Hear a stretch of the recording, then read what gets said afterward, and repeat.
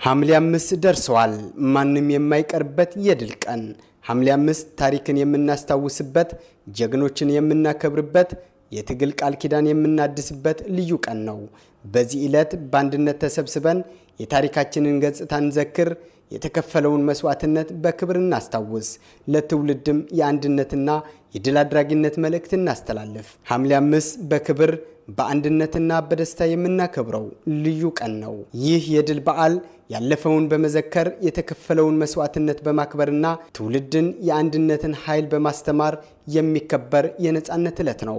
ይህ በልዩ ድምቀት ለ10ኛ ዓመት የሚከበረው ሐምሌ 5 በተለያዩ ፕሮግራሞች በባህላዊ ዝግጅቶችና በኢትዮጵያዊነት መንፈስ ይከበራል። በዚህ ታሪካዊ ቀን ላይ በመገኘት የድሉን ትርጉም እንዘክር፣ ጀግኖች እናክብር፣ አንድነታችንን እናጠንክር።